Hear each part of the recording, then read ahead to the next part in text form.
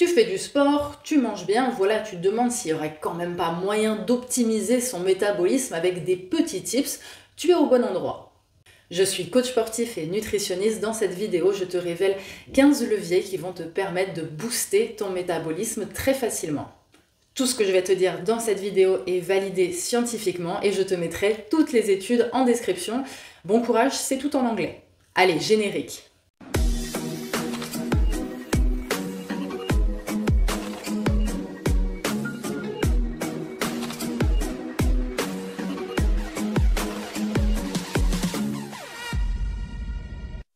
Premier levier, augmenter sa masse musculaire. J'en parle largement dans cette vidéo. Si tu es féru de cardio, je te conseille de switcher peut-être une séance par semaine en muscu. C'est grâce à une séance par semaine que personnellement, j'ai augmenté ma masse musculaire de 2 kg. Et ces 2 kg, l'air de rien, ça représente 30 calories de plus par jour puisque le muscle est métaboliquement actif. Tu vas me dire, c'est pas grand chose, ça fait quand même 900 calories par mois et sur l'année environ 11 000. Donc mathématiquement, évidemment, c'est des chiffres qui ne sont pas parfaits, mais 1,4 kg de graisse. Donc à la fin de l'année, le simple fait d'avoir cette masse musculaire supplémentaire m'aura fait perdre ce poids. Et là, je te parle bien juste du fait que le corps ait besoin de thermogénèse pour maintenir ses muscles. Je ne te parle même pas de l'effort pendant la séance, ni du phénomène EPOC dont je te parle juste après.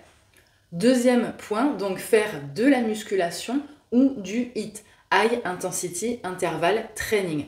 Qu'est-ce que c'est le HIIT? C'est, on va dire, un peu l'antagoniste du cardio long. Si tu fais un cours de step, de zumba, de LIA ou ce genre de choses, c'est un effort qui est à peu près constant pendant environ 1 heure. Ça, c'est du cardio long. C'est très intéressant et j'en parle entre autres dans ma vidéo Muscu vs Cardio. Il y a des avantages au cardio, des avantages à la muscu. Le HIIT est aussi très très intéressant. Pourquoi? Parce que comme pour la muscu, on va bénéficier du phénomène EPOC. Exercice post-oxygène consumption, donc en français, combustion d'oxygène après l'exercice. Sur le cardio long, on n'en a quasiment pas. Sur le HIIT, on va continuer à brûler des graisses pendant environ 24 heures après la séance. Et sur la muscu, ça peut aller autour de 48 heures, mais même au-delà.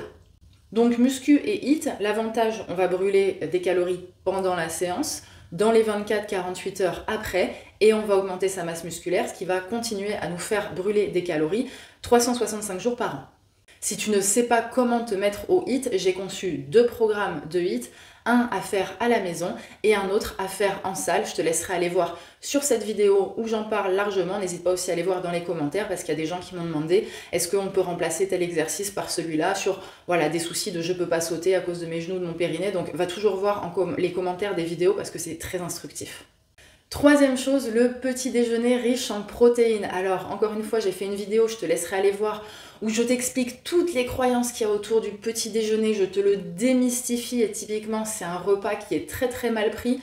Je dirais que les Américains et les Français sont les gens qui ont le petit-déj le plus éclaté au sol du monde. Donc c'est très important de bien se cultiver pour comprendre pourquoi ça va ou pourquoi ça ne va pas. Le petit déjeuner typiquement riche en sucre est très très très mauvais pour la santé, pour les hormones, pour beaucoup de choses.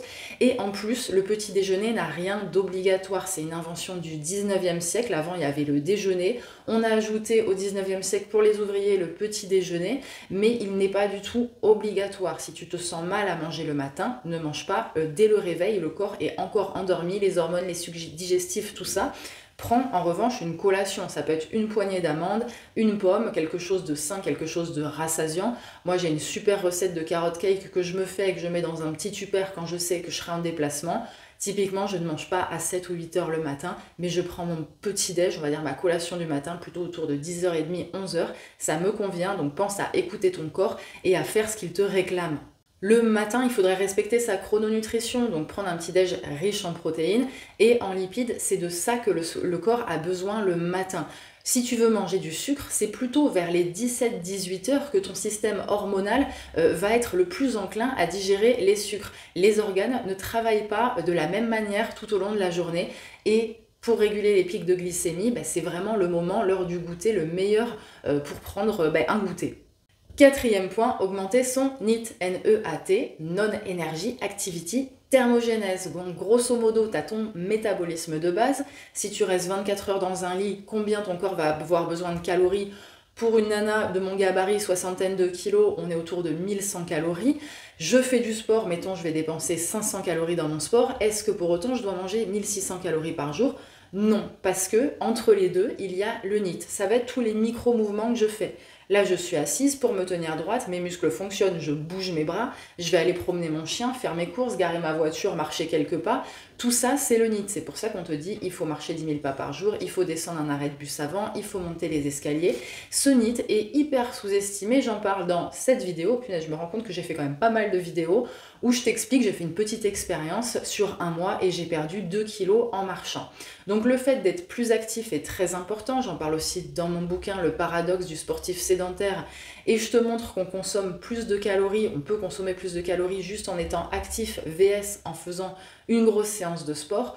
Donc essaye au maximum de te bouger quand tu es chez toi, de jardiner, de faire du ménage, de faire du bricolage, de faire des activités culturelles telles qu'elles soient, de te promener, bref, de toujours éviter la sédentarité, donc de rester 4-5 heures sur le canapé. Ça, c'est vraiment une perte de calories. Je sais pas si c'est très clair ce que je viens de dire.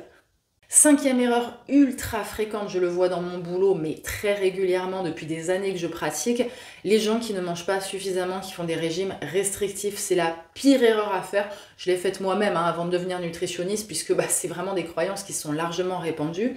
Je vais te mettre en lien un site pour calculer le nombre de calories dont tu as besoin. C'est le meilleur site, ça te demande vraiment les informations de base, âge, poids, taille, sexe, mais aussi combien tu fais de sport par semaine, si tu es assis ou debout dans ta journée. Bref, c'est vraiment très très précis. Je l'ai comparé à plein d'autres outils. À 15-30 calories près, on s'y retrouve toujours. Ça permet de savoir de combien tu as besoin. Mettons que tu as besoin de 1800 calories. Tu ne te mets pas à 10-15% de restriction calorique de moins. Ça veut dire que 1800 calories, tu peux venir chercher 180-200 calories de restriction, mais pas plus. Donc typiquement, si tu as déjà vu cette vidéo où je te parle de mon programme de rééquilibrage alimentaire où l'équilibre alimentaire se fait sur une semaine. Alors bien évidemment, tu as des matrices de menus qui correspondent à 80% de tes calories. Ça veut dire que pour la H-List Diet de 1600 calories, donc si tu es à 1800 et que tu veux maigrir, tu vas prendre la 1600, et bien tu vas avoir une matrice de menu donc qui correspond à 80% de ce dont ton corps a besoin tous les jours, et en plus tu as 300 calories de libre. Ça veut dire que si tu veux manger des chips, boire un verre de vin, te manger une tartelette au citron en passant devant la boulangerie en sortant du boulot, c'est ok. On ne fait pas de régime restrictif, on fait des rééquilibrages alimentaires. On ne fait pas de régime en 3 semaines, on fait des rééquilibrages alimentaires en 3 ou 6 mois. Pourquoi? J'ai besoin de 1800 calories, je dis allez, je vais m'énerver pendant 3 semaines, j'en mange plus que, mettons, 1004.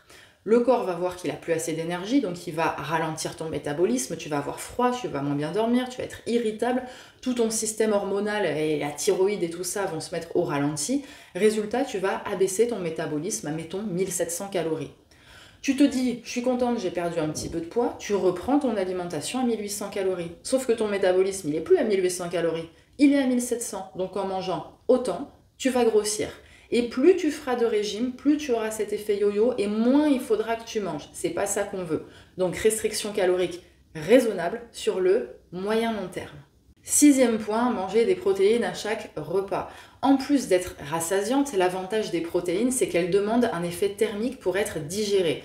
Les protéines, les lipides sont des aliments, enfin des nutriments, des macronutriments. D'ailleurs, j'ai fait une vidéo sur le sujet, ça change, qui demande énormément de calories pour être digérés, jusqu'à 30%, alors que les glucides, les sucres rapides encore plus que les sucres lents, demandent beaucoup moins d'effet thermique pour être digérés. Donc quand tu manges de la protéine et quand tu manges des bons gras, des bons lipides, ton corps va brûler des calories pour pouvoir avoir accès à ces nutriments. Donc il va y avoir une thermogénèse qui se fait.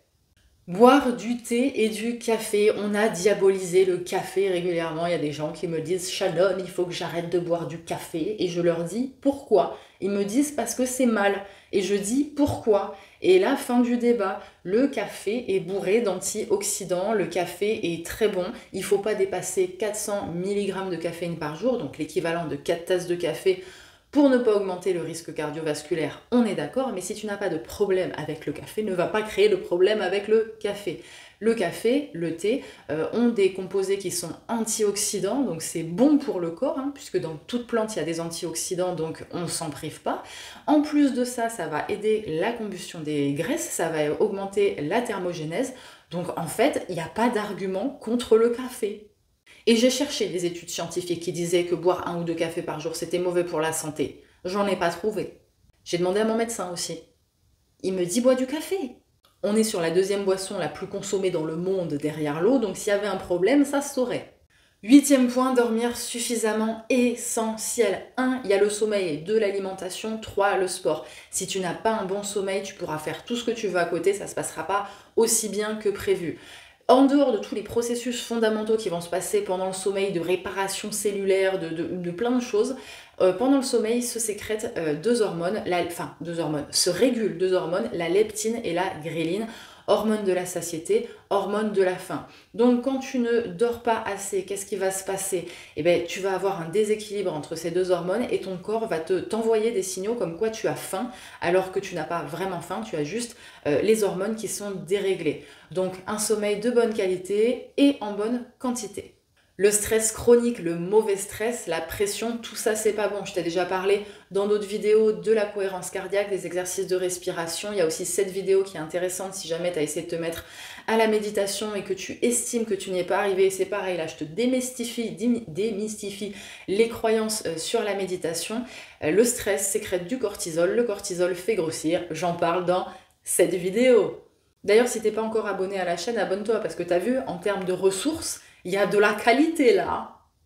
Autre levier largement répandu chez les pratiquants de musculation, chez les sportifs, ça va être de séquencer un peu plus les repas. Si tu ne fais que 3 repas par jour et que tu sens des coups de pompe ou que tu as faim entre les repas, l'idée ça va être de un peu plus séquencer, de prendre des collations par exemple. Alors il ne s'agit pas de manger plus, mais il s'agit peut-être de ne pas prendre le dessert à midi, mais de le prendre au goûter, de prendre un petit-déj un peu moins conséquent, et cette petite partie du petit-déj que tu auras enlevé du petit-déj, tu viens la mettre en collation aussi. Typiquement, en plus, si tu as une digestion un peu lourde et que tu sens des coups de pompe après les repas, ça va être très intéressant de les séquencer, et en plus, ça active ton métabolisme. Éviter les produits ultra transformés. Tout à l'heure, je te parlais de l'effet thermique de la protéine, des lipides et dans une moindre mesure des glucides. Les aliments ultra transformés sont ultra faciles à digérer. Pourquoi? Parce qu'ils ont été, entre guillemets, déjà prédigérés, prédécoupés et tout ça fait que la digestion va être largement facilitée.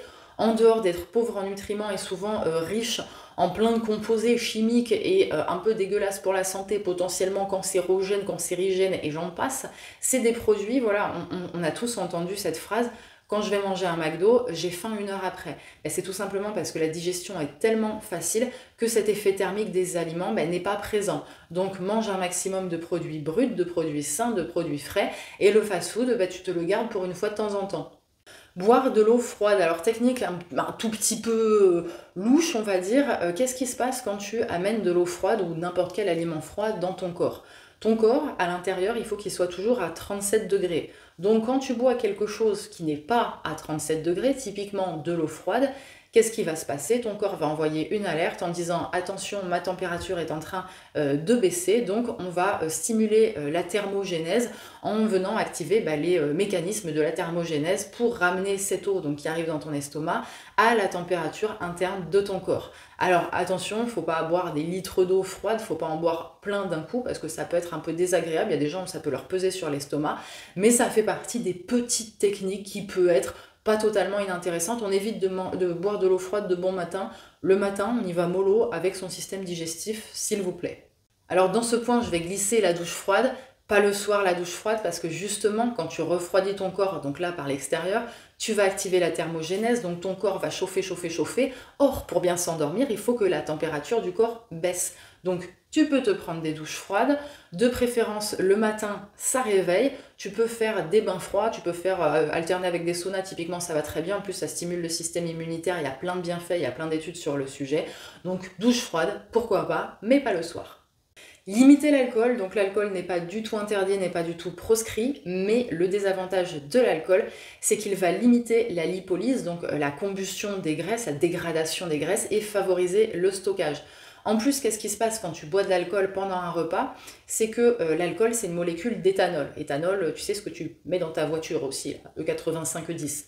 C'est une molécule qui est toxique, entre guillemets, pour le corps. Alors, je te dis pas que c'est très grave de boire un peu d'alcool, un verre de vin, mais tout ce qu'il faut comprendre, c'est que quand cette molécule arrive dans le corps dit attention, il y a une molécule qui a rien à fiche là, donc va faire en sorte de l'évacuer en premier. Donc si tu bois de l'alcool pendant un repas, il faut savoir que le corps va prioriser la dégradation de l'éthanol, l'évacuation de l'éthanol, avant le reste, toutes les autres choses. Donc si tu manges du gras, du sucre, surtout du sucre qui se stocke beaucoup plus facilement que le gras, et ben, le problème c'est que tu vas le stocker pendant que ton corps est en train de digérer l'alcool. Donc bien évidemment, on va pas être dramatique, on va pas être alarmant, hein, c'est pas 100% de ce que tu vas manger qui va se stocker. Tu peux tout à fait te faire un apéro le vendredi ou le samedi soir, ou pourquoi pas les deux, en consommant de l'alcool raisonnablement. Et bien évidemment, ce que je t'explique, c'est pas parce que tu as un tout petit peu d'éthanol que tu vas stocker tout le sucre que tu vas manger après. C'est un processus qui se fait de manière raisonnée. Donc si tu bois un verre de vin, il n'y a pas de grave souci, et je te dirais même que oui, le vin rouge est bon pour la santé. 1, 2, 3 verres par semaine, il n'y a pas de souci, tu peux y aller Martine. Manger épicé, on retourne dans l'effet de thermogénèse des aliments, donc ça on en a parlé, et on évite aussi le stockage des graisses, donc tout ce qui va être piment, tout ce qui va être gingembre, et en règle générale, moi je t'incite fortement à ajouter des épices dans ta cuisine, parce que c'est bon, parce que comme toutes les plantes, c'est plein d'antioxydants, parce que ça permet aussi de varier. Je sais pas si t'es comme moi, que t'as pas trop le temps de cuisiner, mais à force de manger du poulet régulièrement, on a envie un petit peu de varier les sauces aussi. Donc mets des épices dans ta cuisine, et puis manger pimenté une fois de temps en temps, ça fait plaisir. Et le mot de la fin, la voix de la sagesse, si t'es habitué à mes vidéos, tu connais, être régulier. On ne fait pas la révolution dans son alimentation, ça ne marche pas. On ne fait pas la révolution dans son sport en passant de 1 à 6 séances par semaine, ça ne marche pas. On ancre tout ce qu'on fait sur la durée. Si tu veux changer ton physique, tu vas changer ton mode de vie. Tu vas pas le modifier sur une petite parenthèse de quelques semaines. Donc tu fais step by step les efforts que tu es prêt à faire pour les ancrer comme de nouvelles habitudes. Tu te mets pas la rate au courbouillon, tu essayes d'être aligné avec toi-même, de savoir dans quelle direction tu veux aller, d'avoir les bonnes motivations. Et c'est la seule manière que tu vas avoir d'avoir un changement pérenne, durable, et d'arriver vers tes objectifs. Mais pour ça, il faut aussi savoir se laisser le temps. Très très important pour moi, dis-moi en commentaire quel est le conseil qui t'a le plus surpris, peut-être lequel tu as découvert, lequel tu as envie de mettre en application en premier. N'hésite pas à partager cette vidéo à un copain, une copine qui pourra en avoir besoin, quelqu'un de ta famille à qui ça fera plaisir peut-être aussi de découvrir ces tips. Pense surtout à mettre un très gros like en bas de la vidéo, c'est la seule chose qui valorise mon travail. Et puis sur ce, il ne me reste plus qu'à te souhaiter une excellente journée avec un métabolisme du feu de Dieu. Allez, bye bye!